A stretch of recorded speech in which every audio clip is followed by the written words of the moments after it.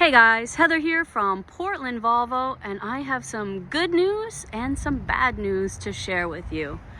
First, the bad news. Volvo is discontinuing the S60. So the ones that we have on the lot right now are it. These are the ones that are available. The good news is this is a 2024 S60 with just over 1,000 miles on it. It's the Plus trim level. It's Onyx Black Metallic with a blonde leather interior.